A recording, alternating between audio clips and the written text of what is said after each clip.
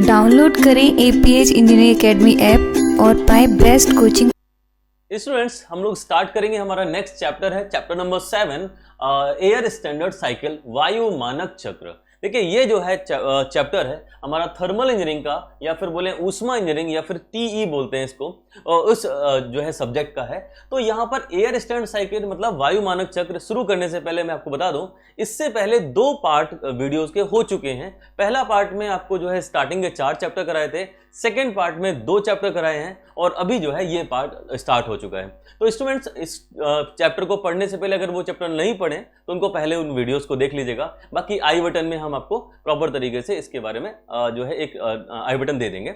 अच्छा, देखिए, इसके स्टार्ट तो कर रहे हैं, लेकिन जो है आप लाइक और शेयर कर दीजिए, प्रॉपर अपने साथियों को बता दीजिए। ठीक है स्टूडेंट, तो स्टार्ट करते हैं। इस चैप्टर में हमारे पास बेसिकली साइकिल्स के बारे में बात करी गई है। उन साइकिल्स की बात कर रहे हैं जिनका जो है उपयोग हम जो है अपने थर्मल इंजीनियरिंग में अधिकतर करते हैं। जैसे जो है हमारा कार्नोट साइकिल हो गया, या फिर जो है ऑटो साइकिल हो गया, डीजल साइकिल हो गया।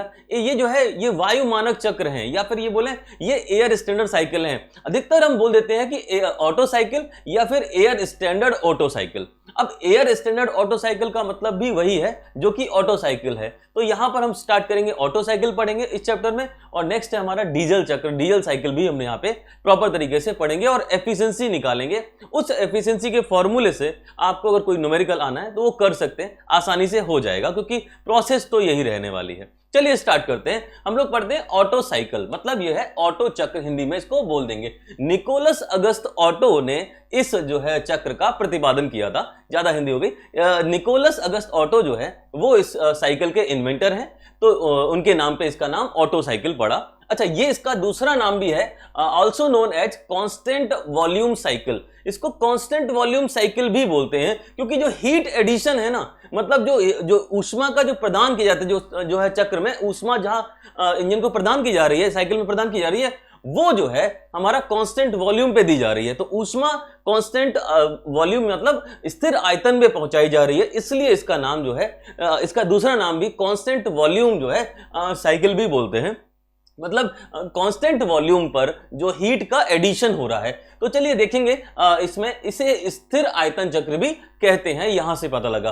2 डायग्राम आपको नजर आ रहे हैं इसमें। एक है हमारा पीवी डायग्राम, मतलब प्रेशर और वॉल्यूम जो है, प्रेशर वॉल्यूम जो है डायग्राम। दूसरा है हमारा TS diagram, temperature entropy diagram. तो पीवी डायग्राम मतलब प्रेशर मतलब दाब, और जो है हमारा आयतन, ये आरेख बताता है कि किस तरीके से प्रोसेस हो रही है और कहां पे क्या हीट एडिशन हो रहा है। यहां पर प्रेशर कब बढ़ेगा, आयतन जो है वॉल्यूम जो है कब कम होगा, कब ज्यादा होगा, ये सारा का सारा जो है यहां पे इस डायग्राम में मिलेगा। और टेम्परेचर और एंट्रोपी के बारे में जानकारी यहां से मिलेगी। ठीक है, तो जो वी डायग्राम है, पीवी डायग्राम से हम जो है प्रॉपर तरीके से समझते हैं कि यहां पर क्या हो रहा होगा, इस चक्र में क्या होता है। देखिए, सबसे पहले चीज 1 से 2 तक यहां पर जो है ये चक्र जो है आपको दिखाई दे रहा होगा, ये क्या है, क्लॉकवाइज डायरेक्शन में है। क्लॉकवाइज मतलब जो घड़ी की दिशा में है। तो अब घड़ी के जो है जो सुई की दिशा है उस दिशा में है, इसका मतलब है जो है क्लॉकवाइज है। इसका मतलब है इस चक्र के माध्यम से हमें जो है कार्य प्राप्त होगा, मतलब जो वर्कडन है ये साइकिल वर्कडन करेगी, मतलब कार्य करेगी। तो यहां पर ये चीज समझ में आ गई, पहली चीज। तो दूसरी बात बताते हैं आपको, ये जो साइकिल है स्टार्ट हो रही है 1 से, और जो है एंड हो रही है यहां पे 4 पे आके। तो यहां पे 1 से लेके 4 तक ये पूरा एक चक्र, एक साइकिल कहलाएगा। ठीक है, अब 1 से 2 तक जब ये चलेगा तो यहां पर जो है ये प्रोसेस है, इसको बोलते हैं एडियाबैटिक प्रोसेस, या फिर इसे हम बोल सकते हैं एडियाबैटिक कंप्रेशन प्रोसेस। अब कंप्रेशन क्यों बोला, देखो ना, वहां पे 1 पे जो है प्रेशर कम है और 2 पे प्रेशर ज्यादा है, तो हमने इसको कंप्रेस कर दिया ना, तो इसीलिए बोलेंगे 1 से 2 तक कंप्रेशन हो रहा है। और कैसे कंप्रेशन हो रहा है, किस प्रोसेस के अंतर्गत कंप्रेशन हो रहा है, और वो है हमारा एडियाबैटिक प्रोसेस, या बोले रुद्धोष्म प्रक्रम के आधार पर यहां पर कंप्रेशन हो रहा है। इसीलिए यहां पर 1 से 2 तक एडियाबैटिक कंप्रेशन प्रोसेस बोल दिया, मतलब रुद्धोष्म संपीड़न प्रक्रम जो है 1 से 2 तक कहलाएगा। और इसका मतलब यह हुआ कि जो एडियाबैटिक प्रोसेस है उसमें जो है फॉर्मूला हमने पढ़ा कभी, तो उसमें क्या है, पी वी की power gamma equals to constant. तो यहां पर जो एडियाबैटिक प्रोसेस होती है उसमें प्रेशर और वॉल्यूम का जो है यहां पर जो रिलेशन है वो पीवी की power gamma equals to constant होता है। तो यहां पर वही वाले फॉर्मूले लगेंगे यहां पे। ठीक है, चलिए फिर और आगे बढ़ते हैं। 2 से 3 तक, यहां पे तो और ज्यादा प्रेशर बढ़ रहा है, लेकिन वॉल्यूम कांस्टेंट है। कैसा है यहां पर, V2 इक्वल्स टू V3 के बराबर है। तो देखो यहां पे वॉल्यूम कैसा है, कांस्टेंट है, मतलब जो आयतन है वो तो स्थिर है, लेकिन प्रेशर जो है यहां पर बढ़ रहा है। 2 से 3 तक प्रेशर पहुंच गया, मतलब 3 पर जो है हाईएस्ट प्रेशर है। तो इसका मतलब यहां पे क्या हो रहा है, यहां पर जो है हम हीट एडिशन करते हैं। जो हमारी साइकिल है इसमें जो है हम ऊष्मा का जो है यहां पे प्रदान करते हैं, मतलब हीट एडिशन 2 to 3 हो रहा है। तो हम ये बोल सकते हैं कि कांस्टेंट वॉल्यूम के ऊपर, ये स्थिर आयतन के ऊपर यहां पर हीट का एडिशन हो रहा है, ऊष्मा जो है प्रदान की जा रही है। देख लेते हैं 2 to 3 heat addition of constant volume, constant volume पे, एट कांस्टेंट वॉल्यूम स्थिर आयतन पर ऊष्मा का प्रदान किया जा रहा है। ऊष्मा प्रदान की जा रही है जो है स्थिर आयतन के ऊपर। जैसे ही इसको हीट मिली, ऊष्मा मिली, तो क्या होगा, फिर जो है इसका एक्सपेंशन होगा। अच्छा मान लीजिए पिस्टन सिलेंडर अरेंजमेंट है, पिस्टन को क्या किया हमने, सबसे पहले पिस्टन को दबाया, जो भी हमारे उसके अंदर चार्ज था, जो भी हमारे पास फ्यूल था, उसको हमने कस के कंप्रेस किया, और कंप्रेशन के जो है अंत में जो है हमने क्या किया, यहां पे 2 के बाद यहां पर जो है हमने चिंगारी लगा दी। तो क्या हुआ, हमने स्पार्क कर दिया, स्पार्क किया तो अचानक से प्रेशर हाई हो गया।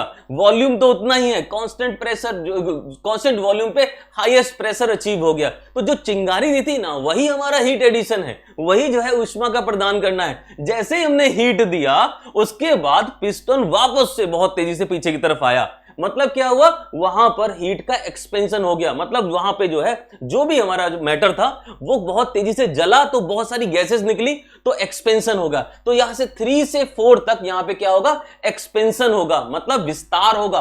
तो यहां पर विस्तार भी हमारा एडियाबेटिक प्रोसेस के अंतर्गत हो रहा है। तो इसका मतलब है रुद्धोष्म प्रक्रम के आधार पे ही यहां पे यह विस्तार हो रहा है। मतलब जो एक्सपेंशन है वो क्या कहलाएगा, एडियाबेटिक एक्सपेंशन। यहां पे 3 से 4 तक एडियाबेटिक एक्सपेंशन होगा। तो यहां पे 3 से 4 तक एडियाबेटिक एक्सपेंशन यहां पर प्रोसेस बोलेंगे इसको, और हिंदी बोलेंगे रुद्धोष्म विस्तार प्रक्रम।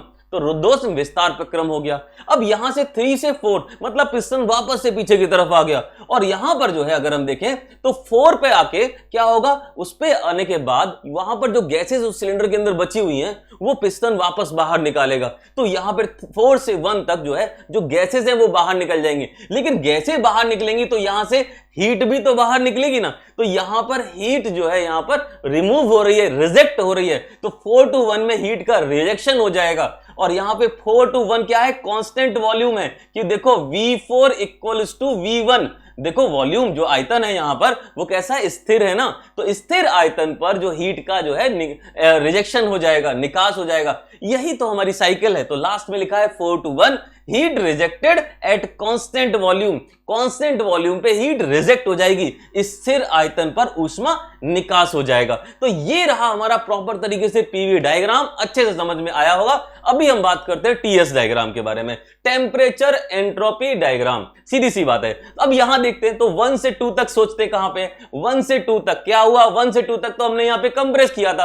अब जब भी कोई चीज दबाएंगे तो टेम्परेचर तो राइज होगा ना। तो टेम्परेचर 1 से लेकर 2 तक यहां पे टेम्परेचर बढ़ गया, बिल्कुल बढ़ेगा। उसके बाद जैसे ही हमने हीट ऐड की 2 से 3 में, क्या किया, हीट एडिशन किया ना, कांस्टेंट वॉल्यूम के ऊपर हीट एडिशन किया। जैसे ही हीट एडिशन किया, हीट जो है प्रदान की, वैसे ही टेम्परेचर और ज्यादा अप हो गया। तो यहां पे देखो 3 टेम्परेचर काफी ज्यादा बढ़ गया। और किस पे हुआ, कांस्टेंट वॉल्यूम पे था, हमने यहां लिख दिया कांस्टेंट वॉल्यूम पे हाई, जो यहां पे टेम्परेचर बढ़ जा रहा है। तो यहां पे कांस्टेंट वॉल्यूम पे टेम्परेचर हमारा जो है 3 पॉइंट तक हाईएस्ट टेम्परेचर पहुंच गया। उसके बाद क्या हुआ, 3 से 4 तक यहां पर क्या होने वाला है, यहां पर जो है हमारा एक्सपेंशन होगा, मतलब पिस्टन पीछे की तरफ आएगा, तो टेम्परेचर थोड़ा सा डाउन होगा ना। तो बिल्कुल 3 से 4 तक यहां पर टेम्परेचर डाउन हुआ। लेकिन देखो यहां पे जब 1 से 2 प्रेशर लगाया था तो एंट्रोपी कांस्टेंट रखी थी, और जब हमारा एक्सपेंशन हुआ, मतलब जो विस्तार हुआ, तब भी हमारा एंट्रोपी कांस्टेंट है। तो यहां पर बोल सकते हैं S1 इक्वल्स टू S2,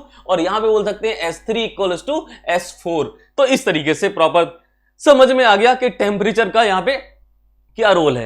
अब जब हम जो है यहां पर कोई फॉर्मूला वगैरह ड्राइव करेंगे तो इनकी जरूरत पड़ेगी। चलिए देखते हैं सबसे पहले क्या करना है। हमने देखा कि यहां पे कंप्रेशन रेशियो कितना होगा। देखो 2 चीजें ध्यान रखना, कंप्रेशन रेशियो और एक्सपेंशन रेशियो, मतलब संपीड़न अनुपात और जो है प्रसार अनुपात, सीधा सा बात है।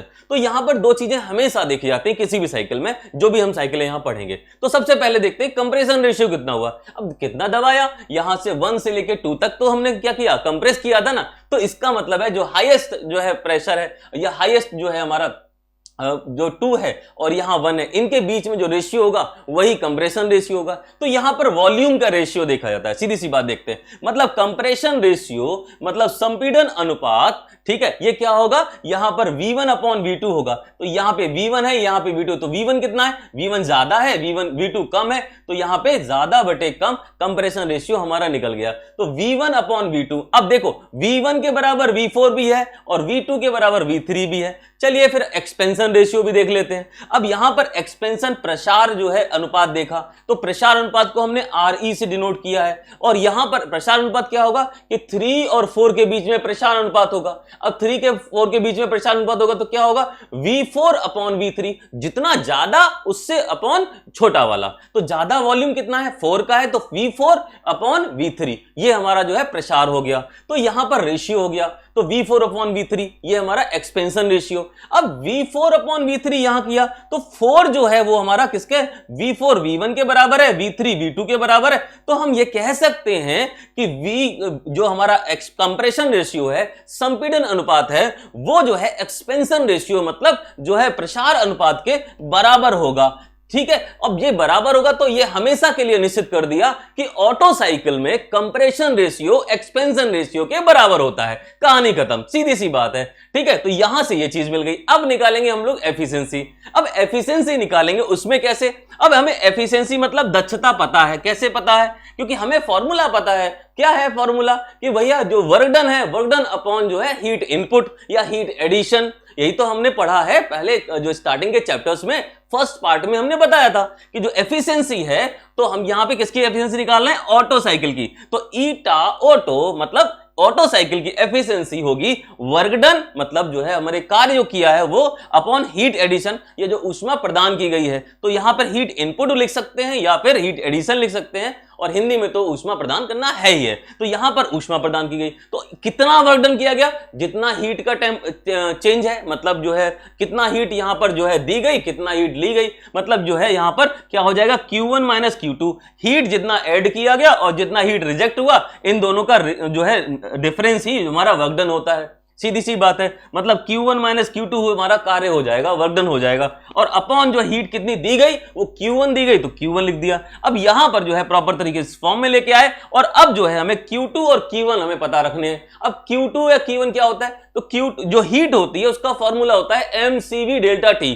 किस कंडीशन में, जब कांस्टेंट वॉल्यूम हो, तब बोलते हैं कांस्टेंट वॉल्यूम, मतलब जो हमारा स्थिर आयतन हो। अब देखो यहां तो स्थिर आयतन पे ही तो ऊष्मा जो है, कांस्टेंट वॉल्यूम पे ही तो हीट एडिशन और जो है यहां पर जो है रिजेक्शन हो रहा है। तो इन दोनों की कंडीशन में ही हमारे पास Q1 और Q2, ये हमारा Q1 है और ये हमारा Q2 है, और ये दोनों ही जो है हमारे कांस्टेंट वॉल्यूम पे हो रहे हैं। तो फॉर्मूला हमारा mCV डेल्टा T ही लगेगा। मतलब यहां पर सीधी सीधी बात है, mCV delta T। Delta T क्या, टेम्परेचर डिफरेंस। अब टेम्परेचर डिफरेंस क्या है, यहां पर देखो 2 और 3, जहां पे 1 और 2 के, सॉरी 2 और 3 के बीच में, तो 2 और 3 के बीच में टेम्परेचर कहां है, ये रहा हमारा 2, ये 2 है, ये 3 है, तो T3 माइनस T2 इस तरीके से हम बोल सकते हैं। तो यहां पर जो है हमें क्या करना है, प्रॉपर तरीके से बना लीजिए। ठीक है, अब देखते हैं क्या करना है। अब यहां पर जो है mCV और जो है T4 माइनस T1 और mCV T3 माइनस T2 ये हमारा प्रॉपर आ गया। तो T3 माइनस T2 यहाँ पे जो है Q1 के बारे में, और ये और जो हमारा जो है 4 और 1 जो है Q2 के बारे में। अच्छा ठीक है, यहां पर हमने लिख लिया। अब देखो ये जो कर लिया, लेकिन अभी हमें क्या है, प्रॉपर तरीके से जानकारी नहीं है। mCV तो कट जाएगा, T4 माइनस T1 और यहाँ पे T3 माइनस T2 आया। इनको कुछ ऐसा बनाएंगे जिससे कि जो है हमारा फॉर्मूला प्रॉपर तरीके से दिखाई दे।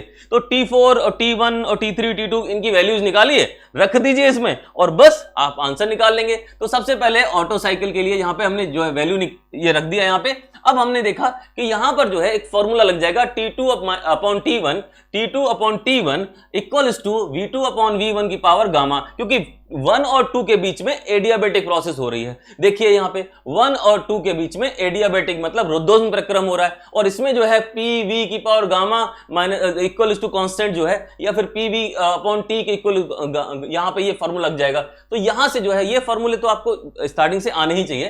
क्या है, T2 upon T1 equal to V2 upon V1 होगा, और इसकी पावर गामा होगा, और यहां पर इसको पलट देंगे तो हमारा V1 अपॉन V2 गामा की पावर -1 हो जाएगा। और यहां पर V1 अपॉन V2 क्या है, V1 अपॉन V2 है हमारा जो है कंप्रेशन रेशियो, संपीड़न अनुपात। ठीक है, तो ये चीज हमारी यहां पे आ गई। तो यहां पर हम इसको R के बराबर लिख देंगे, और पावर हमारा गामा -1 है। तो हमें T2 अपॉन T1 हमें मिल गया, और यहां से हमें T1 निकाल लेना है। T1 निकल आएगा T2 अपॉन क्या हो जाएगा, आर की पावर गामा -1। ठीक है, तो आर की पावर गामा -1, ये हमारा फॉर्मूला यहां से मिल जाएगा। ऐसे ही हम T4 निकालेंगे, जगह कम थोड़ा सा आप लोग भी हाथ लगाएंगे। ठीक है, क्या होगा, T4 कैसे निकालेंगे, T4 भी ऐसे ही लगाएंगे जैसा हमने ये निकाला हुआ है। तो T4 की वैल्यू क्या आ जाएगी, T3 अपॉन ये वैल्यू आएगी आर की पावर गामा -1। तो T4 और T1 की जो वैल्यू आ गई है उसको प्रॉपर तरीके से यहां पर T4 और T1 रख देंगे। तो T4 और T1 की वैल्यू यहां पर रख दी, और यहां पर जो T3 T2 आया उसको कट कर दिया, अपॉन में जो है आर की पावर गामा -1 बच गया, और यहां पर जो है फॉर्मूला हमारा बन गया ऑटो साइकिल की efficiency equals to 1 - 1 upon R की पावर गामा -1। यहां पे इसको प्रॉपर तरीके से ऐसे लिख दिया। तो ये जो है फॉर्मूला, इसका इस्तेमाल करके हम जो है न्यूमेरिकल भी सॉल्व कर सकते हैं। क्या है, एक छोटा सा न्यूमेरिकल आ सकता है कि भैया आर की वैल्यू दे रखी हो, क्या दे रखी हो कि संपीड़न अनुपात दे रखा हो, मतलब कंप्रेशन रेशियो दे रखा हो कि भाई कंप्रेशन रेशियो 0.3 है, खत्म कहानी। अब बस आप निकालो ऑटो साइकिल की एफिशिएंसी क्या होगी। अब हमें पता है ना, गामा की वैल्यू तो हमारी 1.4 होती है, बस गामा की वैल्यू 1.4 रखो, और जो आर की वैल्यू है वो लगाइए, और यहां से जो है ऑटो साइकिल की एफिशिएंसी मिल गई, काम हो गया हमारा। तो ऑटो साइकिल एफिशिएंसी का फॉर्मूला याद रखेंगे, डेरिवेशन आ जाता है तो डेरिवेशन भी जो है आपको याद करना पड़ेगा, एग्जाम जो है बिल्कुल प्रॉपर तरीके से लिखना पड़ेगा। ठीक है, अच्छे नंबर के लिए। नेक्स्ट है हमारा डीजल साइकिल। ठीक है, अब डीजल चक्र के बारे में बात करते हैं। अब डीजल साइकिल का मतलब ये हो गया कि यहां पर जो है एडोल्फ डीजल जो है, उन्होंने जो है इस चक्र का, इस साइकिल का आविष्कार किया। एडोल्फ डीजल, ठीक है, सीधी सी बात है, हिटलर नहीं, एडोल्फ डीजल। ठीक है, वो याद रखेंगे। चलिए फिर आगे देखते हैं। इसको जो है कांस्टेंट प्रेशर साइकिल भी बोलते हैं। क्या बोलते हैं, कांस्टेंट प्रेशर साइकिल, मतलब जो है स्थिर जो है जो दाब प्रक्रम, या फिर स्थिर दाब प्रक्रम या स्थिर दाब चक्र भी इसे बोलते हैं, कांस्टेंट प्रेशर साइकिल भी बोलते हैं। अच्छा चलिए ठीक है, ये बात तो ठीक है, कांस्टेंट प्रेशर साइकिल बोलते हैं। क्यों बोलते होंगे, जो रीजन इधर था वही रीजन इधर है। क्या रीजन है कि भाई ऐसा है, यहां पर जो हीट एडिशन है, जो ऊष्मा का जो प्रदान की जा रही है, वो कांस्टेंट प्रेशर पे की जा रही है, इसीलिए इसको जो है कांस्टेंट प्रेशर साइकिल भी बोलते हैं। चलो कहानी स्टार्ट करते हैं। पीवी डायग्राम है, प्रेशर और वॉल्यूम, और यहां पे दाब और आयतन जो है, यहां पर जो है इसका चक्र, इसके बारे में पढ़ लेते हैं। सबसे पहले क्या होगा, 1 से लेके 2 तक यहां पर क्या हो रहा है, दिखाई दे रहा है, कंप्रेशन हो रहा है।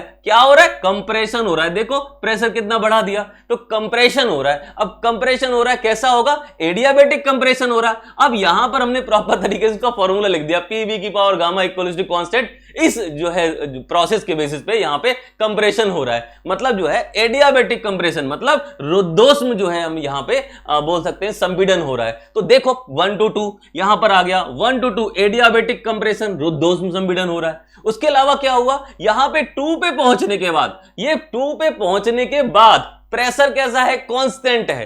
कैसा है, कांस्टेंट प्रेशर है, मतलब स्थिर दाब हो गया। देखो ना 2 और 3 पे P2 इक्वल टू P3, ये बिल्कुल हो गया ना। तो यहां पर जो है स्थिर दाब हो गया। अब इस जगह पे क्या होगा, यहां पे हम हीट का ट्रांसफर करेंगे, तो हीट सप्लाई हो गई यहां से। तो यहां पर हम कह सकते हैं कि 2 to 3 क्या है, कांस्टेंट प्रेशर प्रोसेस है, स्थिर दाब प्रक्रम हो गया। और यहां आगे और भी ले सकते हैं स्थिर दाब प्रक्रम, यहां पर जो है एट जो है हीट सप्लाई। ठीक है, तो heat addition at constant pressure process, तो यहां पे 2 to 3 में ये चीज हो जाएगी। चलिए तो यहां पे बोल देंगे, लेकिन 3 पॉइंट ये क्या है, यहां तो कट ऑफ पॉइंट लिखा हुआ है। हाँ, 3 पॉइंट हमारा एक कट ऑफ पॉइंट होता है, इसके बारे में कभी जिक्र होगा तो बताएंगे। तो ये 3 पॉइंट हमारा क्या है, कट ऑफ पॉइंट है। इस कट ऑफ पॉइंट को भी हम यहां पे कंसीडर करेंगे। तो 3 पॉइंट पे आके कट ऑफ हो जाता है, मतलब यहां पे हीट एडिशन कैसे मिलता है। देखो एक तरह से मानिए डीजल साइकिल है, तो इसके ऊपर डीजल इंजन काम करता है। अब डीजल इंजन काम करता है तो 1 से 2 तक इसको कंप्रेस कर दिया। अब डीजल इंजन तो हमारा जो है कंप्रेशन इग्निशन इंजन होता है, मतलब उसको खूब प्रेशर के माध्यम से जो है दबाया जाता है, उसमें इंजेक्टर नहीं होता। अब जब इंजेक्टर नहीं है तो क्या होगा, वहां पर जो है हम जैसे ही जो हमारा फ्यूल है, जो हमारा जो ईंधन है, जो डीजल है, उसका जो है क्या करते हैं, इंजेक्शन करते हैं। मतलब उसको जो डीजल है उसको हम स्प्रे करते हैं सिलेंडर के अंदर, और उस जो है स्प्रे की वजह से वहां आग लगती है। तो 3 पॉइंट पे आके वो स्प्रे बंद कर दिया जाता है। तो कंप्रेशन इग्निशन जो है इस प्रोसेस में जो है, यहां समझिए 1 से 2 तक कंप्रेशन हुआ, उसके बाद 2 से 3 के तक जो है उसमें जो है हमने स्प्रे किया, वहां पर हमने इंजेक्शन किया, मतलब इंजेक्ट किया फ्यूल को। तो यहां पे 3 पॉइंट पे आके वो बंद हो जाना है, इसीलिए इसको कट ऑफ पॉइंट बोलते हैं। सीधा सा बात है, समझा दिया। अब देखो 2 to 3 हमें कांस्टेंट प्रेशर मिल गया। अब 3 से लेके 4 तक फिर से जो है हमारा एडियाबेटिक है, मतलब रुद्धोष्म प्रक्रम है, और यहां पर जो है क्या हो रहा है, एक्सपेंशन हो रहा है, इसका मतलब प्रसार हो रहा है। 3 to 4 एडियाबेटिक एक्सपेंशन, रुद्धोष्म प्रसार, ठीक है, यहां से यहां तक रुद्धोष्म प्रसार हो गया। अब आगे की बात करते हैं।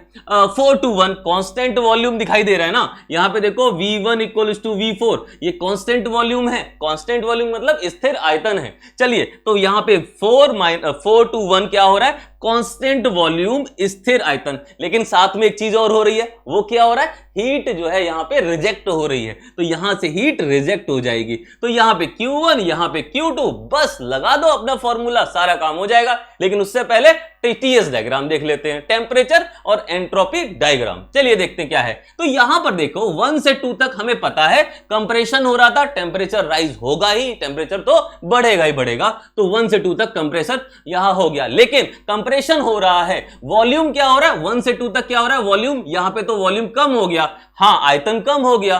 तो यहां पर क्या हो रहा है, यहां पर जो है ये प्रोसेस होने के दौरान जो एंट्रोपी है वो कांस्टेंट रहेगी। तो यहां पर हम बोल सकते हैं S1 इक्वल्स टू S2, बिल्कुल तरीके से एंट्रोपी हमारी कांस्टेंट है। 2 से 3 तक जब हम पहुंचे तो यहां पर कांस्टेंट प्रेशर, यहां पे कांस्टेंट प्रेशर पे हीट का एडिशन किया गया, और जब हीट एडिशन किया गया तो उसमें आग लगी, तो टेम्परेचर राइज हो गया। तो यहां पर 2 से 3 तक टेम्परेचर राइज हो जाएगा। हम बता रहे थे ना, जैसे ही यहां पे क्या होगा, स्प्रे करने लगते हैं, जैसे ही फ्यूल डालते हैं उसके अंदर, वैसे ही उसमें जो है कफ के आग लग जाती है। तो इस वजह से जो है टेम्परेचर काफी राइज हो जाता है, क्योंकि यहां पर स्पार्क के माध्यम से ईंधन को नहीं जलाया जाता, बस वो अपने आप जल जाता है। ठीक है, तो कांस्टेंट प्रेशर 2 to 3 पे, तो यहां पर जो है टेम्परेचर बढ़ गया। उसके बाद 3 से 4 तक, अब 3 से 4 तक क्या हो रहा है, देखो यहां पे क्या हो रहा है, एक्सपेंशन हो रहा है। अब जब प्रसार होगा, एक्सपेंशन होगा, तो क्या होगा, यहां पर टेम्परेचर डाउन होगा। 3 से 4 तक टेम्परेचर डाउन है, लेकिन कंडीशन वही है, एंट्रोपी हमारी कांस्टेंट है, तो S3 इक्वल्स टू S4। अब देखो सीधी सी बात है, जो हमारा एडियाबेटिक प्रोसेस है ना, एडियाबेटिक प्रोसेस, इसको आइसेंट्रोपिक प्रोसेस भी बोलते हैं। ये मतलब अगर रिवर्सिबल एडियाबेटिक प्रोसेस है उसको हम आइसेंट्रोपिक प्रोसेस बोलते हैं, और आइसेंट्रोपिक मतलब जो हमारा जो एंट्रोपी है वो कांस्टेंट है, तो आइसेंट्रोपिक मतलब कांस्टेंट एंट्रोपी प्रोसेस। तो 3 से 4 तक और 1 से 2 तक ये दोनों एडियाबेटिक प्रोसेस हैं, तो हम बोल सकते हैं कि ये आइसेंट्रोपिक प्रोसेस हैं। और उसके अलावा आइसेंट्रोपिक का मतलब जो है कांस्टेंट एंट्रोपी, मतलब स्थिर जो है एंट्रोपी प्रक्रम। तो वहां पर जो है हम ये भी कह सकते हैं कि इन दोनों के टाइम पे क्या होगा, एंट्रोपी हमारी कांस्टेंट होगी। तो यहां पे देखो कांस्टेंट है, यहां भी कांस्टेंट है। कहानी इतनी है, ज्यादा नहीं बताएंगे, ठीक है, इतना ही काफी है। अब देखते हैं यहां पर हमें क्या निकालना है, हमें निकालना है इसकी जो है एफिशिएंसी, मतलब जो है दक्षता निकालनी है डीजल साइकिल की, डीजल चक्र की। चलिए देखते हैं। तो यहां पर जो है हमारे पास सबसे पहले हम क्या निकालेंगे, कंप्रेशन रेशियो 1 और 2। ज्यादा वाला कौन, 1, क्योंकि वॉल्यूम की बात होती है हमेशा, और 2 कम वाला है, तो क्या होगा, V1 अपॉन V2। यहां पर हमारा क्या हो जाएगा, compression ratio, V1 upon V2 compression ratio मतलब संपीड़न अनुपात। सीधी सी बात, ये तो बता दिया। अगला हमारा एक्सपेंशन रेशियो 3 to 4, ये क्या है हमारा 4 से 1 मतलब 3 तक आ रहा है, इसका मतलब ये एक्सपेंशन हो रहा है। तो ज्यादा वाला 4 है, कम वाला 3 है, इसका मतलब V4 अपॉन V3, यही हमारा कंप्रेशन रेशियो हो जाएगा। तो कंप्रेशन रेशियो तो लिखा ही नहीं, चलो आता तो है, ठीक है, कोई दिक्कत नहीं। एक और यहां पे 3 और 2 के बीच में यहां पे कट ऑफ रेशियो भी होगा, यहां पे इसका इस्तेमाल भी होता है, इसलिए याद करना पड़ेगा। 3 और 2 जो है यहां पे कट ऑफ रेशियो है, तो क्या होगा, ज्यादा वाला 3 कम वाला 2, इसका मतलब क्या हुआ, V3 अपॉन V2, यही हमारा कट ऑफ रेशियो हो जाएगा जाएगा, इसको हमने रो से प्रदर्शित किया है। तो रो equals to V3 upon V2, मतलब यहां पे कट ऑफ रेशियो जो है, हिंदी में भी कट ऑफ अनुपात बोल सकते हैं, तो जो कट ऑफ अनुपात है V3 अपॉन V2 यहां पर हो गया। बस इनकी जरूरत पड़ेगी इसलिए यहां पे हमने लिख लिया। चलिए आगे देखते हैं। अच्छा, इसमें हीट का एडिशन Q1 है और रिजेक्शन Q2 है, तो एडिशन देख लेते हैं। Q1 क्या है? हीट एडेड, हीट का जो है यहां पर हीट प्रदान की जाती है, तो ऊष्मा का प्रदान किया जा रहा है। फॉर्मूला क्या होगा? कांस्टेंट प्रेशर के ऊपर है तो क्या होगा? यहां पर mCp डेल्टा टी, सीधी सी बात है, क्या होगा? mCp डेल्टा टी, मतलब यहां पे mCp डेल्टा टी मतलब temperature difference T3 minus T2। अब यहां पे T3 माइनस T2, कैसे T3 माइनस T2? सीधे सीधे चार्ट देखो ना, T3 ज्यादा है ना, ज्यादा में से कम होगा तो T3 माइनस T2, सीधी सी बात है, वही आ गया mCp T3 माइनस T2। ये हमारा हो गया हीट एडिशन, मतलब Q1 का वैल्यू हो गया। Q2 का वैल्यू हीट रिजेक्शन, मतलब ऊष्मा निकास कितना होगा? यहां पर निकास तो हो रहा है कांस्टेंट वॉल्यूम के ऊपर, कांस्टेंट वॉल्यूम के ऊपर, तो क्या होगा? यहां पर जो है mCv डेल्टा टी लग जाएगा, तो mCv T4 माइनस T1 हो जाएगा। तो ये हमारे पास जो है हीट रिजेक्शन और हीट एडिशन दोनों मिल गए। अब क्या करें? अब सीधे लगा दो फॉर्मूला, क्या होगा? Efficiency equals to Q1 minus Q2 upon Q1, यही होता है ना, मतलब वर्क डन अपॉन Q1 होता है ना, तो Q1 minus Q2 upon Q1, तो Q1 minus Q2 upon Q1, इसका मतलब Q1 की जगह ये वाला आ जाएगा mCv delta T, mCp delta T minus Q2 की जगह पे आ जाएगा mCv delta T upon Q1, यहाँ पे mCv डेल्टा टी। तो इस तरीके से यहाँ पे बना दिया, ये जो है प्रॉपर तरीके से देख लीजिए। यहाँ पे क्या हो जाएगा? यहाँ से कॉमन वगैरह ले वगैरह के, और यहाँ पे Cp अपॉन Cv जो है उसका वैल्यू है, पता है क्या होता है? Cp अपॉन Cv, ध्यान रखना एग्जाम में आता है ये, Cp upon Cv equals to gamma होता है ना, तो Cp upon Cv equals to gamma होगा, तो यहाँ पे कॉमन करेंगे तो 1 अपॉन गामा आ जाएगा। ये समझ लीजिए कैसे करना है, ये थोड़ा सा शॉर्ट किया यहाँ पे। अच्छा, यहाँ पर ये निकल के आ जाएगा, क्या आ जाएगा? अपने आप देख लीजिए, क्या है? 1 माइनस T4 माइनस T1 और नीचे गामा है, ब्रैकेट में जो है T3 माइनस T4 लिखा हुआ है, तो ये जो है हमारे यहाँ पे निकल के आ जाता है डीजल साइकिल की एफिशिएंसी के रूप में। अब ये फॉर्म आ गया, ये फॉर्म तो वहां पे ऑटो में भी आया था, तो हमने क्या किया था? ऑटो का मतलब ऑटो साइकिल में आया था, ठीक है। तो यहां पर हमने क्या किया था? फिर हमने T4 की वैल्यू निकालना है, फिर T1 की वैल्यू, T3 की वैल्यू, T2 की, इन सब की वैल्यू निकाल के इसमें रखना है, और तब जाके जो है हमें जैसा डायग्राम, जैसा हमें फॉर्मूला चाहिए वो फॉर्मूला तब मिलेगा। इतना छोड़ोगे काम चल जाएगा, लेकिन एक्चुअल फॉर्मूले में तो बात ही कुछ और है। चलिए देखते हैं क्या होगा। तो T4 क्या निकालना है, इससे पहले सबसे पहले क्या करेंगे? सबसे आसान वाला कर लेते हैं। वो कौन सा है? जो है T2 upon T1 equals to gamma की पावर -1, ठीक है। अब सीधी सी बात है, ये हम ऑलरेडी कर चुके हैं पीछे, तो हमने डायरेक्ट कर दिया T2 equals to T1 into जो है गामा की पावर -1, ये जो है हमारा डायरेक्ट निकल गया जो है, ठीक है। अब ये जो है हमें कहां मिल गया। अब इसका यूज भी तो करना है, चलिए आगे देखते हैं। दूसरा जो है हमारे पास T3 अपॉन T4।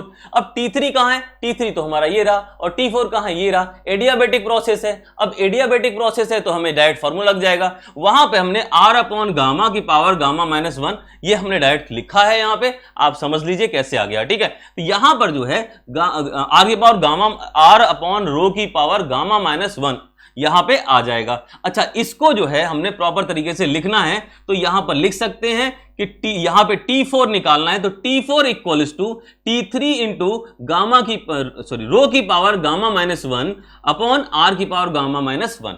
ये जो है फॉर्मूला यहां पे आ जाएगा। दोबारा बता रहा हूं, T4 इक्वल्स टू आ जाएगा T3 इंटू रो की पावर गामा -1 अपॉन R की पावर गामा -1। ये जो है हमारा यहां से T4 निकल के आ गया। अब ये कैसे आया है बता रहा हूं। T3 अपॉन T4 किया है हमने, और T3 कहां? ये रहा, T4 यहां पे है। तो T3 अपॉन T4 जब करेंगे तो यहां पर जो है रेशियो आएगा T3 अपॉन T4 का, वो जो है हमारा यहाँ पे वॉल्यूम का जो है उल्टा हो जाएगा, वो यहाँ पे निकल के आएगा, और जो पावर है गामा -1 हो जाएगी अगर हम उसे पलट देंगे तो। और फिर वहां पे जो वैल्यू रखी है उसको जो है हम प्रॉपर तरीके से इन वैल्यू के माध्यम से निकाल लेंगे। सीधा सा बात है, ज्यादा नहीं करना, ठीक है। अब आगे देखें, T3 अपॉन T2 भी निकलेगा। T3 अपॉन T2 कहां है? T3 और T2 कांस्टेंट प्रेशर है, डायरेक्ट फॉर्मूला होता है T3 upon T2 equals to V3 upon V2। कहां से निकालते हैं ये सब फॉर्मूले? कुछ नहीं है। क्या फॉर्मूला होता है बता रहा हूं, P upon T equals to constant, खत्म कहानी। पी अपॉन टी, जो भी इसमें कांस्टेंट हो उसको हटा दो, बाकी सब छोड़ दो, उसके बीच में रिलेशन बना लो। तो वही जो है डायरेक्ट रिलेशन है वॉल्यूम और जो है आयतन और जो है टेम्परेचर का बीच में, जो तापमान है उसके बीच में, ठीक है। तो यहां से जो है हमें पता है इसके बारे में पहले से ही कि जो V3 अपॉन V2 होता है, V3 अपॉन V2 वो रो के बराबर होता है, मतलब कट ऑफ रेशियो के बराबर होता है, डायरेक्ट कट ऑफ रेशियो के बराबर आ गया। और यहां से अगर हम T3 निकालेंगे तो T3 क्या हो जाएगा, T3 equals to T2 into rho हो जाएगा। अब ये T3 की वैल्यू हम T4 में रख सकते हैं क्योंकि वहां पे भी T3 दिया हुआ था, तो T4 की वैल्यू वहां से निकल आएगी। तो यहां पर जो है जैसे ही हमने T3 की वैल्यू रखी और हमें जो है यहां पर वैल्यू मिल जाएगी। और T3 के अंदर T2 की वैल्यू भी रख सकते हैं, तो यहां पे T2 और जो है T3 के अंदर रखा, तो T2 की वैल्यू रखने पे T1 इंटू रो की आर की power gamma minus 1 into rho आ जाएगा। और T3 की जो वैल्यू यहां पे आई, इसको जो है हमने T4 वाले फॉर्मूले में रख दी, और जिससे कि T4 का फॉर्मूला हमें मिल गया। अब क्या मिला फाइनल फॉर्मूला T4 का, मतलब जो टेम्परेचर एट पॉइंट 4 का, वो हमें मिला T1 इंटू रो की पावर गामा। सीधी सीधी बात है, क्या है, T1 इंटू रो की पावर गामा। ये जो है यहां पर T4 निकल के आ गया। अब ये जो T4 है इसकी वैल्यू यहां रखेंगे। उसके अलावा T1 तो हमें प्रॉपर तरीके से सभी में मिला है, तो T1 वैसे ही रखे रहेंगे। उसके अलावा T3 की वैल्यू रखेंगे, उसके अलावा T2 की वैल्यू रखेंगे, इन सब की वैल्यू रख देंगे। तो T4 की वैल्यू रखी तो T1 रो की पावर गामा, और उसके अलावा T1 तो वैसे ही रख देंगे। उसके अलावा T3 की वैल्यू रखेंगे यहाँ पे T1 इंटू रो की T1 इंटू आर की पावर गामा माइनस 1 इंटू रो, और यहां पर जो वैल्यू रखेंगे T2 की वैल्यू T1 इंटू आर की पावर गामा माइनस 1। ये जो है वैल्यू यहां पे हमने रख दी। अब जैसे ही इन वैल्यू को रखा और कई सारी चीजें कॉमन वगैरह होके कट बढ़ जाएंगी, और हमें जो एक फॉर्मूला मिल जाएगा 1 माइनस रो की power gamma minus 1 upon gamma into जो है आर की पावर गामा माइनस 1 और ब्रैकेट में रो माइनस 1। ये फॉर्मूला हमें मिल जाएगा। इस फॉर्मूले को निकालने के लिए बड़ी मेहनत करनी पड़ती है, क्योंकि यहां पे काफी कुछ चीजें हैं जो कि निकाली जाती हैं, 2-3 बार देख लेना हो जाएगा, ठीक है। चलिए, तो ये जो है हमारे पास फॉर्मूला हमें मिल गया। अब इस फॉर्मूले में क्या, कट ऑफ रेशियो दे दो, मतलब रो दे दो, और जो है यहां पर जो है आर की वैल्यू दे दो, और मतलब जो है कंप्रेशन रेशियो, मतलब संपीड़न अनुपात दे दो। तो बस हमें 2 चीजें चाहिए और हम जो है डीजल साइकिल की एफिशिएंसी निकाल देंगे। कितना इजी है, बस फॉर्मूला याद रहे। क्या है फॉर्मूला, यहां पर फॉर्मूला है 1 माइनस यहां पे रो की पावर गामा माइनस 1 अपॉन जो है यहां पे नीचे गामा इंटू आर की power gamma minus 1 into rho minus 1। मतलब पिछले वाले फॉर्मूले में एक सिंपल सा चेंज है। क्या है, यहां पर एक गामा आ गया है नीचे और रो माइनस 1 आ गया है, और ऊपर क्या आ गया है, गामा रो की पावर गामा माइनस 1 भी आ गया है। तो यहां पर सीधी सीधी बात करें तो यहां पर बोल सकते हैं न्यूमरेटर को ज्यादा सम्मान, तो रो की पावर गामा और यहां पर नीचे माइनस 1 लिख सकते हैं, और नीचे केवल जो है कोई सम्मान नहीं, रो माइनस 1 ही आएगा और बाकी गामा बाहर रहेगा, ठीक है। तो इस तरीके से जिस फॉर्मूले को याद रखिएगा, और ये हमारा हो गया डीजल चक्र, डीजल साइकिल। प्रॉपर तरीके से 1-2 बार समझिए, याद रह जाएगा। और फिर चलते हैं हम लोग नेक्स्ट चैप्टर के ऊपर, क्योंकि इस चैप्टर में इससे ज्यादा कुछ नहीं है।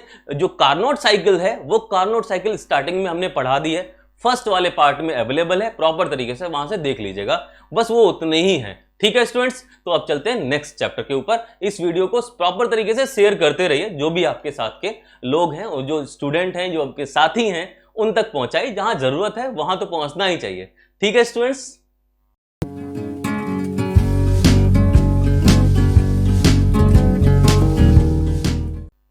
स्टूडेंट हम लोग स्टार्ट करेंगे, नेक्स्ट चैप्टर है हमारा चैप्टर नंबर 8, एयर कंप्रेसर, मतलब वायु संपीड़क। अब ये वायु संपीड़क होता क्या है, देखो सीधा सीधा जैसे नाम से पता है ना कि वायु को जो है संपीड़ित करने वाला जो है एक डिवाइस, या फिर एयर को कंप्रेस करने वाला एक डिवाइस, उसी को जो है हम एयर कंप्रेसर बोलेंगे। मतलब एयर को कंप्रेस कैसे कर सकते हैं, देखो गैसेस को कंप्रेस किया जा सकता है, मतलब जो एयर है इनको हम, या वायु है इसको हम कंप्रेस या दबा सकते हैं, और जो लिक्विड है उनको दबाना थोड़ा सा मुश्किल होता है। तो एयर को अगर हम दबा दें तो उनका जो है काफी ज्यादा जो है दबाने पे हमें क्या मिल जाएगा, उसकी डेंसिटी हाई हो जाएगी, उसका घनत्व तो ज्यादा हो जाएगा। तो हम क्या कर लेंगे, उसका यूज कर सकते हैं। क्यों, क्योंकि जहां पर हम उसको छोड़ेंगे वहां बहुत बहुत तेजी से एक्सपेंड होगा, वो मतलब विस्तारित होगा, और जैसे ही बहुत ज्यादा एक्सपेंड होगा तो वहां पे जो है कोई भी हमें फोर्स जनरेट करना हो, मतलब बल लगाना हो, या हमें कोई चीज साफ करनी हो, क्लीनिंग करनी हो, तो वहां पर हम इसका उपयोग कर लेते हैं। देखो जहां पे हमें जो है इलेक्ट्रिक चीजें जैसे इलेक्ट्रिक मोटर वगैरह है, इनका इस्तेमाल करना वर्जित है। जैसे कि माइनिंग, जो कोयल माइनिंग होती है ना, कोयले की खदानें, वहां पे इलेक्ट्रिक मोटर करेंगे इस्तेमाल, स्पार्किंग हुई तो सब जल जाएगा। तो इसका मतलब वहां पे एयर कंप्रेसर इस्तेमाल कर सकते हैं। और सबसे सस्ता एयर कंप्रेसर तो आपने देखा ही है ना, वो जो हम लोग क्या करते हैं, गाड़ियां जो है अपने उसमें टायर में हवा भरवाने जाते हैं, वहां भी एयर कंप्रेसर लगा होता है, उससे उस टैंक के अंदर एयर को कंप्रेस करके भर दिया जाता है, और जिससे जब भी हमें जरूरत होती है तो उससे हम एयर निकाल लेते हैं, हमारा काम हो जाता है। तो एयर कंप्रेसर वहां भी हो जाता है। बाकी फिलहाल देखते हैं कि जो कार्य हैं, जो फंक्शन है एयर कंप्रेसर के, वो क्या क्या हैं। चलिए देखते हैं पहले फंक्शंस ऑफ एयर कंप्रेसर, मतलब वायु संपीड़क के कार्य। देखो सबसे पहली चीज तो ये पता करें वायु संपीड़क होता क्या है, एयर कंप्रेसर क्या होता है। It is a machine which compress air to increase its pressure by reducing its volume.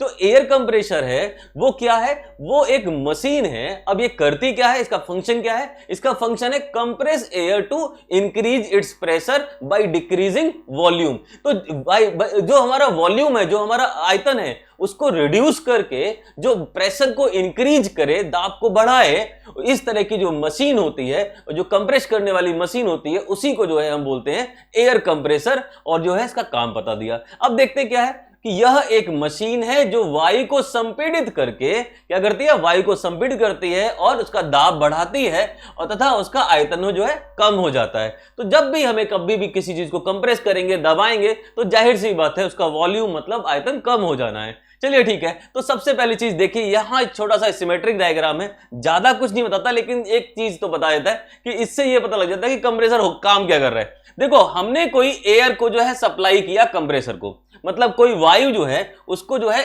इन कराया हमने, उसको भेजा हमने अपने कंप्रेसर के अंदर। मान लीजिए ये हमारा कंप्रेसर है, इस कंप्रेसर भेजा, तो जब कंप्रेसर के पास वो वायु जाएगी, एयर जाएगी, तो वो क्या होगा, यहां पे कंप्रेस होगी। तो जो है प्रेशर जो है हमारा पहले P1 था, V1 था वॉल्यूम आयतन, और दूसरा जो है टेम्परेचर जो है T1 था। तो ये जो है यहां पर जब निकलेगी कंप्रेसर से बाहर, तो कंप्रेसर के अंदर कैसे होगा, इस कंप्रेसर जो है क्या करेगा, वर्क करेगा। तो हमने वर्क ट्रांसफर किया, और इधर से जो है हीट का ट्रांसफर हुआ, हीट जो है बाहर निकली। तो यहां पर जो है जब ये सारा काम यहां कंप्रेसर करेगा, तो उससे जो प्रेशर निकलेगा वो P2 निकलेगा, और यहां पे वॉल्यूम जो है, आयतन जो है V2, और टेम्परेचर जो तापमान है वो T2 निकलेगा। और यहां पर जो एयर निकलेगी वो हाई प्रेशर एयर जो है आउट होगी, जो है उच्च दाब की जो वायु है वो जो है यहां पर बाहर निकलेगी। तो जब हम कोई नॉर्मल जो है एनवायरनमेंट में से कोई भी एयर को हम लेते हैं, तो एनवायरनमेंट से जो हमारा कंप्रेसर है वो सक करता है एयर को, या जो है खींचता है। तो उसे खींचने के बाद जो एयर सप्लाई करता है, बाहर निकालता है, वो हाई प्रेशर एयर निकलती है। और ये सब करने के लिए कंप्रेसर को हमें काम करना पड़ेगा। तो ये जाहिर सी बात है, जो कंप्रेसर की साइकिल होगी वो जो है एंटी क्लॉकवाइज होगी, मतलब उसमें जो है वर्क डन हमें करना पड़ेगा, और हीट जो है ट्रांसफर होगी, हीट बाहर तरफ निकलेगी। तो ये जो है हमारा कंप्रेसर का छोटा सा फंक्शन है, कि प्रॉपर तरीके से आपको समझ में आ जाए कि क्या करता है कंप्रेसर, उसका फंक्शन क्या है। ये फंक्शन है, आप इसके बारे में लिख देंगे तो काम हो जाएगा। ठीक है, इतना काम इसमें फंक्शन वाले में हो गया। नेक्स्ट टॉपिक हमारा है क्लासिफिकेशन ऑफ एयर कंप्रेसर, मतलब एयर कंप्रेसर वायु संपीड़क का वर्गीकरण कैसे करेंगे। अब वर्गीकरण करने के लिए अलग अलग जो है अकॉर्डिंग बेसिस पे लगाएंगे हम लोग। सबसे पहला है हमारा अकॉर्डिंग टू वर्किंग, मतलब जो उसके कार्य करने का तरीका है ना, उसके आधार पर दो तरह के होते हैं। एक होता है रेसिप्रोकेटिंग कंप्रेसर, दूसरा होता है रोटरी कंप्रेसर। तो एक होता है रेसिप्रोकेटिंग कंप्रेसर जो होता है, जिसे हिंदी में बोलते हैं प्रत्यागामी संपीड़क बोलते हैं, और दूसरा होता है रोटरी कंप्रेसर, जिसे हम रोटरी संपीड़क भी बोलते हैं। अब प्रत्यागामी का मतलब क्या हुआ, रेसिप्रोकेटिंग का मतलब यह हुआ कि उसमें एक पिस्टन और सिलेंडर अरेंजमेंट होगा। अब पिस्टन क्या है, आगे पीछे मूव करेगा, मतलब जो है इनर डेड सेंटर और आउटर डेड सेंटर, मतलब जो हमारा जो है पिस्टन जो है मूव करेगा सिलेंडर के अंदर।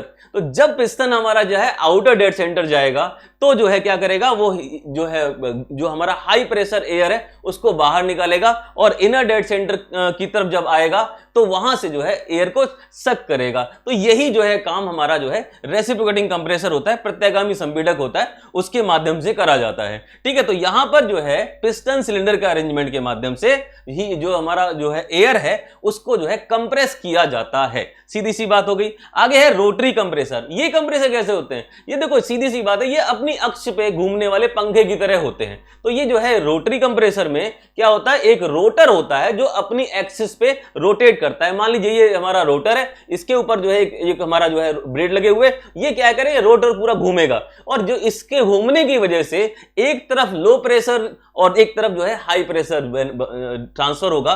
तो लो प्रेशर मतलब जो एयर को जो है सक करेगा और हाई प्रेशर की तरफ उसे भेजेगा। तो सीधी सी बात है, रोटरी कंप्रेसर में अपनी एक्सिस पे घूमने वाला रोटर की वजह से इसे रोटरी कंप्रेसर या फिर रोटरी संपीड़क बोला गया। अगला देखते हैं, according to number of stages. अब जो है उसकी कितने स्टेजेस हैं, एक स्टेज में काम चल रहा है, दो स्टेज में काम चल रहा है, नहीं समझे, दोबारा बताता हूं। जब कि हम किसी कंप्रेसर में एक बार कंप्रेस कर दिया तो एक बार कंप्रेस करने के बाद उस कंप्रेस एयर का इस्तेमाल कर लिया। दोबारा बताता हूं, अगर हमने किसी एक बार कंप्रेसर में एक बार किसी भी जो है एयर को हमने क्या किया, संपीड़ित कर लिया, तो जो एक बार संपीड़न हुआ इसको बोलते हैं सिंगल स्टेज कंप्रेसर। मतलब ऐसे कंप्रेसर हमारे से एकल स्टेज का संपीड़क कहलाएंगे। और दूसरा जो है हमारा, अगर हमने एक बार कंप्रेस किया, फिर दूसरा कंप्रेसर लगाया, फिर उससे कंप्रेस किया, फिर तीसरा लगाया, उससे कंप्रेसर किया, मतलब यहां पर जो है कंप्रेशन को बढ़ाया जा रहा है।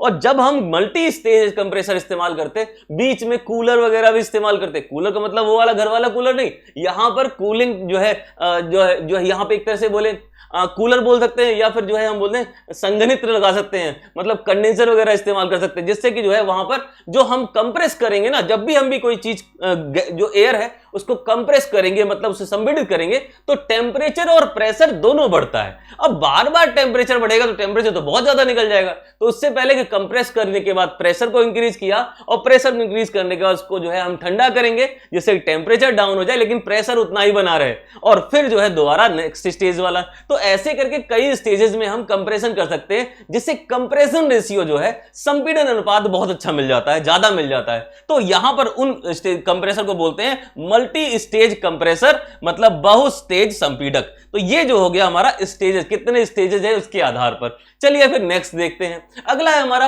अकॉर्डिंग टू एक्शन, मतलब क्रिया के अनुसार, कैसी क्रिया कर रही है। और यहां पर जो है सिंगल एक्टिंग कंप्रेसर, मतलब एकल पद कंप्रेसर, दूसरा है डबल एक्टिंग कंप्रेसर। ये वो कंप्रेसर है जो कि रेसिप्रोकेटिंग कंप्रेसर होते हैं, मतलब प्रत्यागामी कंप्रेसर होते हैं, प्रत्यागामी संपीड़क होते हैं, जिनमें एक जो है एक तरफ से एयर आती है और दूसरी तरफ चली जाती है। ये सिंगल एक्टिंग है, मतलब पिस्टन के एक बार मूवमेंट करने पे एक बार जो है वो जो है एयर को ट्रांसफर करते हैं। और यहां पर डबल एक्टिंग में मतलब एक बार जो है आगे से भी और पीछे दोनों साइड से भी जो है जो एयर को सक करता है और दोनों साइड से जो है एयर को ट्रांसफर करता है। तो पिस्टन का आगे का मूवमेंट तब भी जो है एयर ट्रांसफर हुई और दूसरी तरफ से जो है इनलेट हो गई, और जो है पीछे की तरफ किया तो जो है हमारा आगे से इनलेट हुई और पीछे से जो है ट्रांसफर हो गई। तो डबल एक्टिंग हो गया, तो दोहरा जो है यहां पर जो है पद हो गया। तो एकल पद और बहुपद दो जो है क्रिया के अनुसार हमारी जो है हमारी कंप्रेसर होते हैं, संपीड़क होते हैं। अगला है अकॉर्डिंग टू कंप्रेसर कैपेसिटी। अब जाहिर सी बात है, संपीड़क की जो क्षमता है उसके आधार पर बात करें तो क्षमता यार एक तो कम हो सकती है, एक मध्यम हो सकती है, एक ज्यादा हो सकती है। तो यही चीज है, लो कैपेसिटी मतलब कम क्षमता वाला, दूसरा मीडियम कैपेसिटी मध्यम क्षमता वाला, तीसरा हाई कैपेसिटी उच्च क्षमता वाले जो है कंप्रेसर। क्षमता का मतलब सीधी सी बात है, जिनमें ज्यादा जो है कंप्रेशन रेशियो होगा उन्हें हाई कैपेसिटी कंप्रेसर बोलेंगे, सीधी सी बात है। और लो कैपेसिटी कम कंप्रेशन रेशियो, मतलब संपीड़न अनुपात के बेसिस पे बात कर ले तो according to nature of installation. Next है हमारा नेचर ऑफ इंस्टॉलेशन के अनुसार, मतलब स्थापना की प्रकृति के अनुसार। अब ऐसा है कि स्थिर है मतलब एक जगह लगे हुए हैं, या फिर एक जगह लगे हुए हैं, कभी कभार उनको इधर आगे पीछे जो है मतलब कहीं ना कहीं जो है ले जाया जा सकता है थोड़ा बहुत, ठीक है। लेकिन जो है एक होते पोर्टेबल, बिल्कुल बैग में पैक करके लेके गए। तो मतलब यहां पर जो कंप्रेसर है वो तीन तरह के हो सकते हैं। एक होते फिक्स कंप्रेसर, मतलब स्थिर संपीड़क होते हैं। दूसरा है सेमी फिक्स कंप्रेसर, मतलब अर्ध स्थिर कंप्रेसर होते हैं। और तीसरा है जो है हमारा पोर्टेबल कंप्रेसर, पोर्टेबल संपीड़क होते हैं। तो तीन तरह के संपीड़क जो है यहां पर मिल जाते हैं। तो तीन तरह के संपीड़क देख लिए। अच्छा, इसमें आसानी से बता सकते हैं जो फिक्स है इसका मतलब बड़े संपीड़क होंगे, और बड़े हैं का मतलब हाई कैपेसिटी संपीड़क होंगे, और इसका मतलब जो है हाई कंप्रेशन रेशियो होगा इनका संपीड़न अनुपात। तो इस तरीके से आप इसको समझ सकते हैं। अगला है हमारा अकॉर्डिंग टू कूलिंग, मतलब जो है शीतलन के प्रकार के आधार पर। अब जैसा मैंने बताया था ना कि आप जो है बहुत ज्यादा कंप्रेस कर रहे हैं तो जो है आप क्या करेंगे, वाटर कूलिंग करेंगे।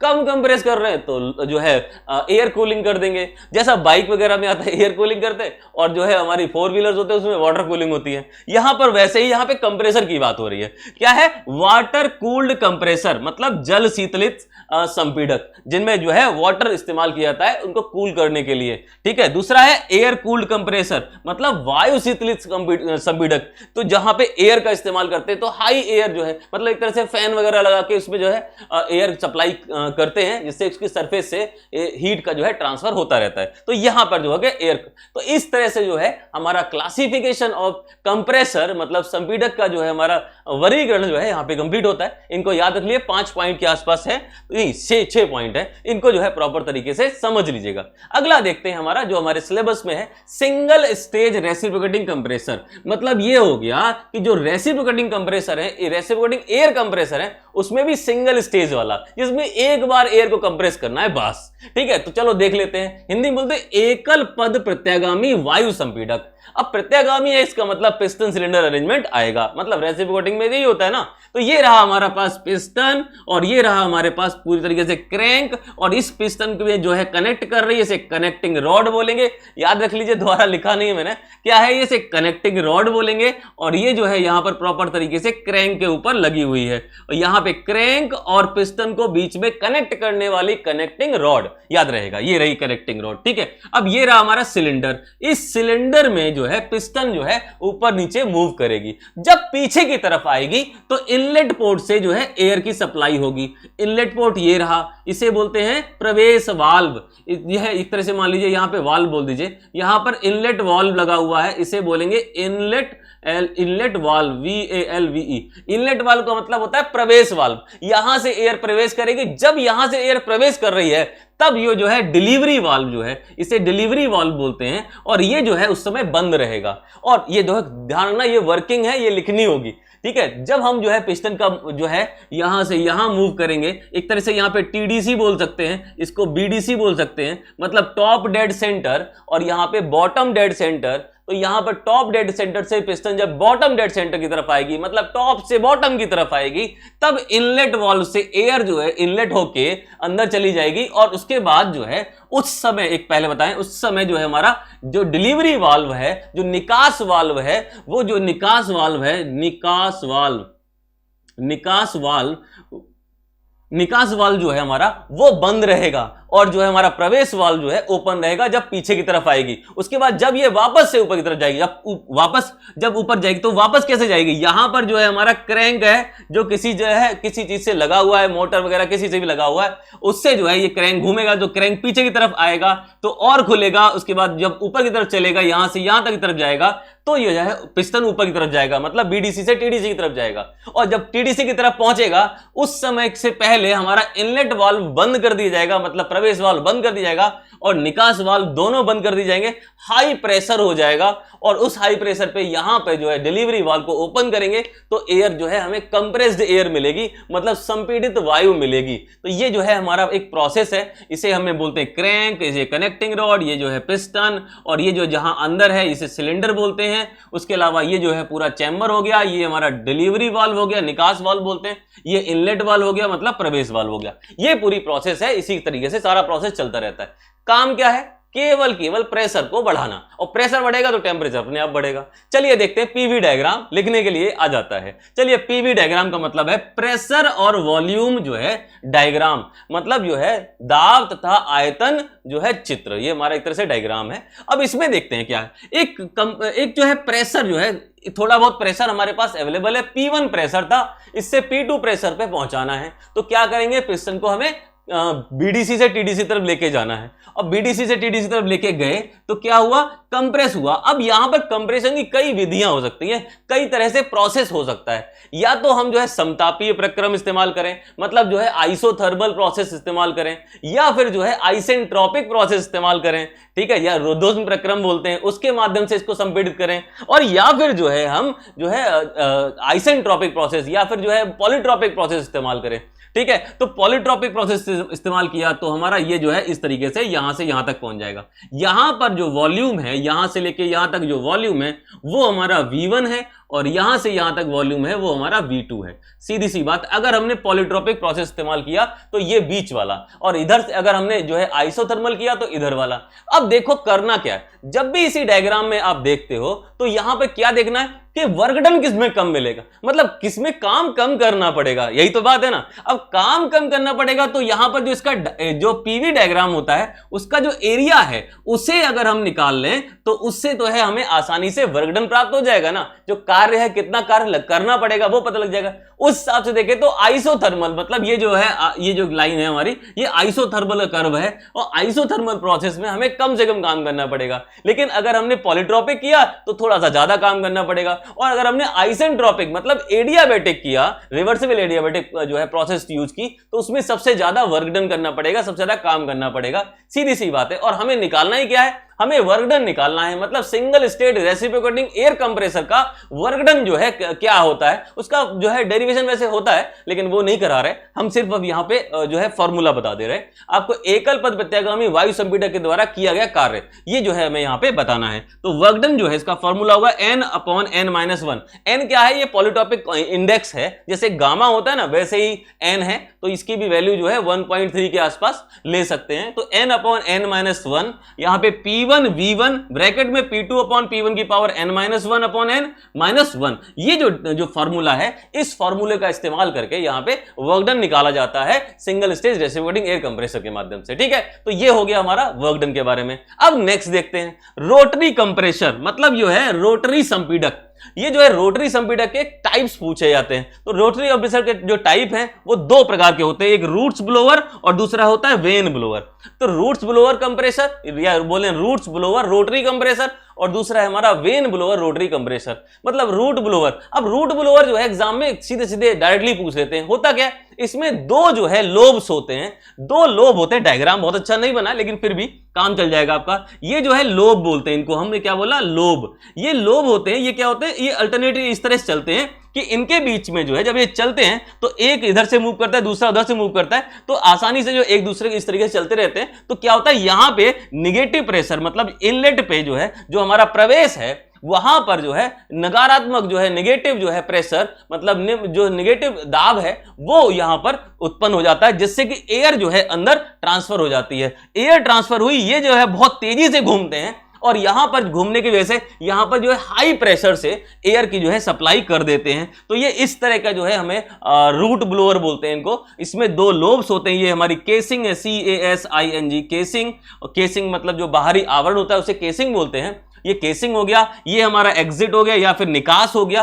तो निकास पे जो है हाई प्रेशर एयर हमें मिल जाएगी। ये हमारा रूट ब्लोअर का सिद्धांत है। अगला हमारा जो टॉपिक है वो है हमारा एक्सियल फ्लो कंप्रेसर, मतलब अक्षीय प्रवाह संपीड़क। अब अक्षीय प्रवाह का मतलब क्या है, जो एयर है ना वो अच्छी मतलब एक्सियल जो है मतलब ट्रांसफर होगी, मतलब जो हमारा जो डिजाइन है वो कुछ इस तरह से होगा कि वो उस डिजाइन में जो एयर है ना वो जो हमारा जो रोटर है उसकी एक्सिस के ही जो है पैरेलल जो है उसके एक्सिस के ही समांतर, उसकी अक्ष के समांतर ही जो है प्रवाह करेगी या फ्लो करेगी, इसीलिए इसे बोलते हैं एक्सियल फ्लो कंप्रेसर। सीधी सी बात समझ में आ गई, अक्षीय प्रवाह संपीड़क। अब इसमें ये जो है डायग्राम है हल्का सा डायग्राम है, आप बना सकते हो। क्या है, बीच में लगा होता है ड्रम, ड्रम के ऊपर लगे होते हैं थोड़े ब्लेड। अब ये जो ब्लेड लगे होते हैं, ये ड्रम घूमता है तो ब्लेड भी घूमते हैं। लेकिन एक और ट्विस्ट है, क्या है, इसकी जो बॉडी है, जो इसका केसिंग है, जो इसका आवरण है, उसके ऊपर अंदर की तरफ भी जो है फिक्स ब्लेड लगे होते हैं। तो ये जो ब्लेड लगे हुए हैं, ये हमारे फिक्स ब्लेड लगे हुए हैं, जो कि हमारे केसिंग के ऊपर लगे हुए हैं। और जो है हमारा ड्रम के ऊपर ब्लेड लगे हुए हैं, तो ड्रम घूमता है तो मूविंग ब्लेड हो गए। तो ये जो है घूमने वाले मूविंग ब्लेड हो गए। अब जब जो है एयर जो है यहां से जो है क्या होगा, एयर जो है यहां से जाएगी, या फिर ये बोले कि जब ये ड्रम घूमेगा तो जो है यहां पर एक वैक्यूम निर्वात क्रिएट होगा, और जिसके कारण जहां एयर जो है इसके अंदर जाने लगेगी। तो एयर अंदर जाने लगेगी तो यहां पर क्या है, हर एक स्टेज में, मतलब जो भी जहां जहां ब्लेड लगे हुए हैं उसे स्टेज बोल सकते हैं, हर एक स्टेज में वो जो है एयर को कंप्रेस करेगा, वायु को संपीड़ित करेगा, और यहां से जो है हमें कंप्रेस्ड एयर जो है हमें यहां से मिल जाएगी। सीधी सी बात है, यही हमारा अक्षीय प्रवाह संपीड़न का या फिर बोले एक्सियल फ्लो कंप्रेसर का सिद्धांत है। ये क्लियर हो गया। अब देखो एक क्वेश्चन और बन जाता है जो कि आपको अपने आप से पढ़ना है, वो ये है कि जो हमारा रेसिप्रोकेटिंग कंप्रेसर है और जो है हमारा सेंट्रीफ्यूगल कंप्रेसर है, ये दोनों कंप्रेसर के बीच में अंतर आ जाता है, या फिर बोले रोटरी कंप्रेसर और जो है रेसिप्रोकेटिंग कंप्रेसर, इन दोनों के बीच में जो है तुलना आ जाती है, और वो जो है आपको देखनी है। सिंपल सी है। अगर हम बात करें जो है प्रत्यागामी या फिर रेसिप्रोकेटिंग कंप्रेसर की, तो ये जो है प्रॉपर तरीके से जो है हाई जो है प्रेशर कंप्रेशन रेशियो या फिर बोले संपीड़न अनुपात पे काम करते हैं, और जो डिस्चार्ज है, जो इसका विसर्जन है एयर का, वो कम रखते हैं। दूसरी तरफ अगर हम बात करें जो है रोटरी कंप्रेसर की, तो उसमें क्या है, डिस्चार्ज बहुत ज्यादा होगा, एयर का फ्लो बहुत तेजी से बहुत ज्यादा होगा, लेकिन जो है कंप्रेशन रेशियो संपीड़न अनुपात उसमें कम होगा। दूसरी चीज, जो हमारा रेसिप्रोकेटिंग कंप्रेसर है, उसमें जो है एयर का जो डिस्चार्ज है या निकास है, वो जो है रुक रुक के होता है, लगातार नहीं होता। लेकिन वहीं पे जो है रोटरी कंप्रेसर या फिर जो है सेंट्रीफ्यूगल कंप्रेसर की बात करें,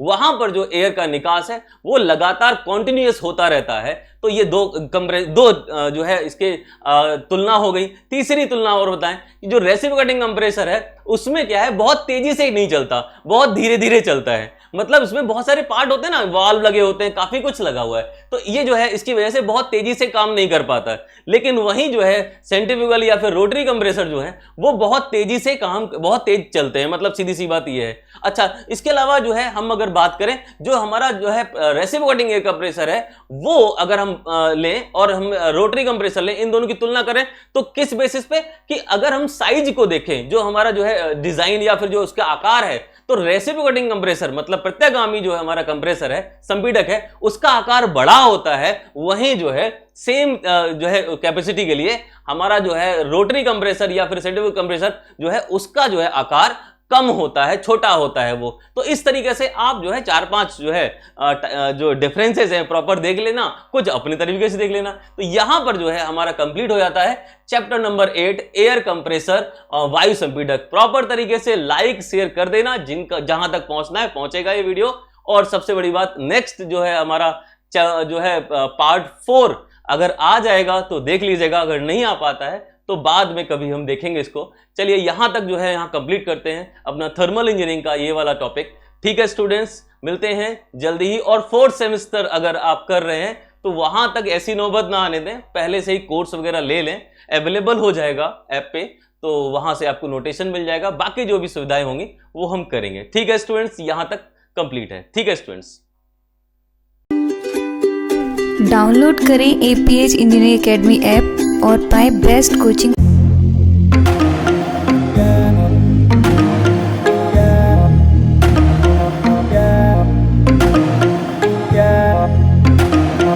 Yeah.